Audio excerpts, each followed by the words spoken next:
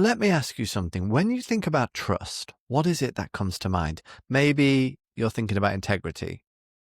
Maybe you're thinking about honesty. Maybe it's following through on promises, that kind of thing. But there's something really interesting here. So Stephen Covey, he's the guy who wrote The 7 Habits of Highly Effective People. He's on my bookshelf right behind me. He said that trust isn't just one thing. It's actually 2 separate dimensions working together. Firstly, we've got trust in character. The moral stuff. Do you keep your word, your integrity, that kind of thing? Do you have good intentions? Can people rely on you?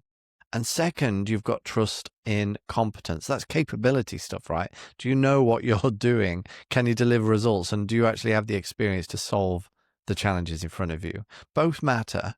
You need both, but they both work slightly differently.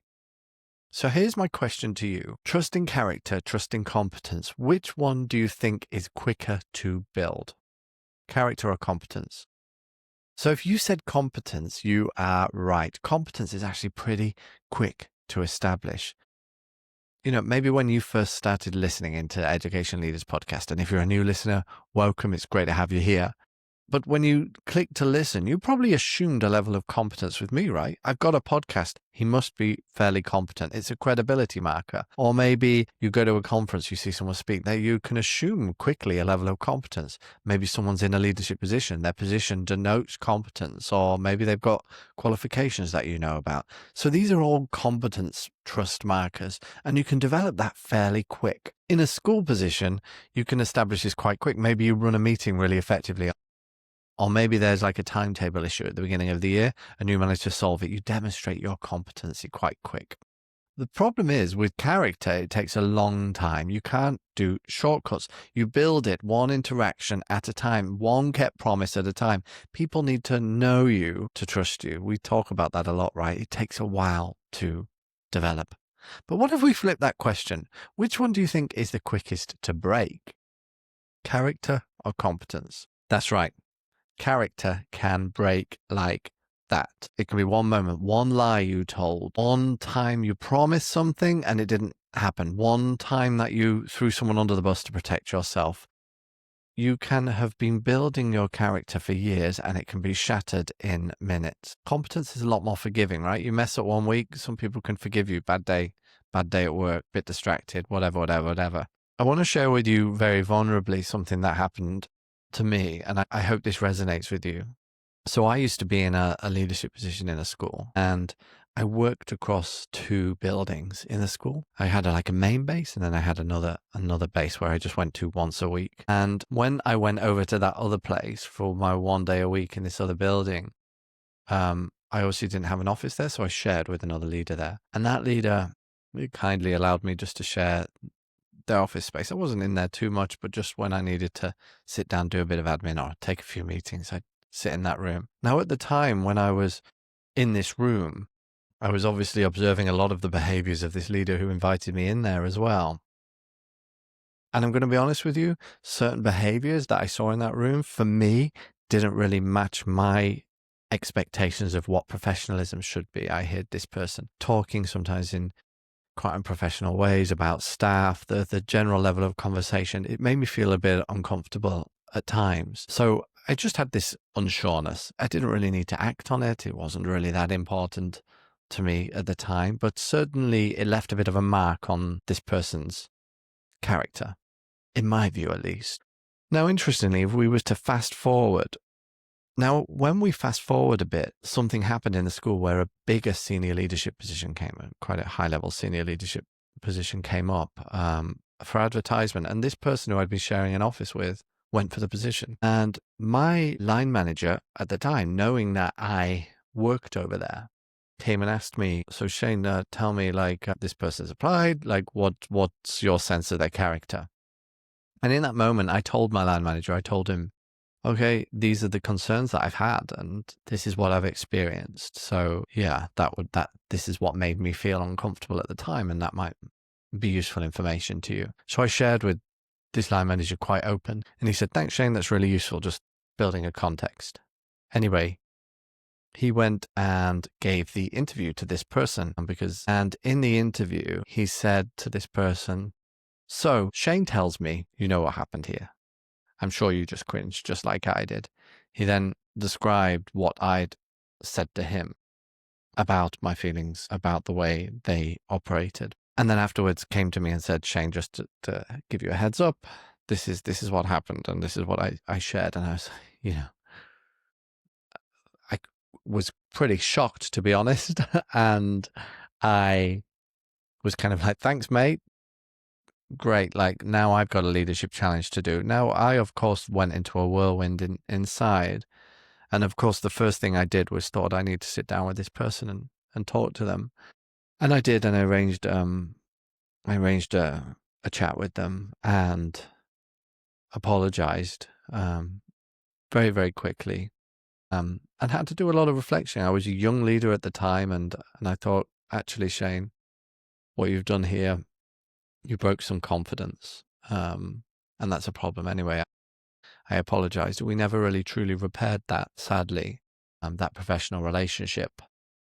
What was interesting in that moment, the reason I tell you that story is because in that instant moment where my line manager shared with that person, their trust in me was broken. Their trust in my character was broken.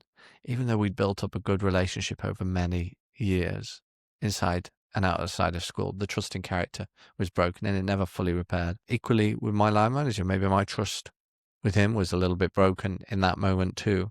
And it just speaks to how quick trust can be broken in this situation. It's a learning moment that stayed with me quite heavy. So we've got this interesting situation, right? Competence builds fast, but it breaks slowly. Character builds slowly, but it breaks fast. So what do we do with that? I'm going to share with you a tool today that has been really useful for me going forward, really spurred on by that moment and how I think things through. And this is what I would call a transparency framework. So I'm going to share with you. So here's where most leaders get it wrong. They focus all their energy on establishing competence. They want people to think that they've got the answers. They want to look capable. They want to look in control, like you know exactly what you're doing. And you know what? It makes sense. You're new. You're trying to prove yourself maybe in this position. You don't want to look weak. You don't want to look uncertain. But there's a problem here, because when you're pretending to have all the answers, when you hide your uncertainty, or when you're projecting a false confidence, you're actually starting to undermine your trust in character, because people aren't stupid, right? They can tell when you're bluffing. So the alternative to this is transparency.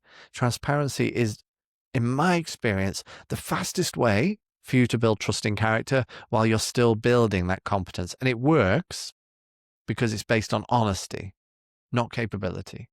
So here's a framework.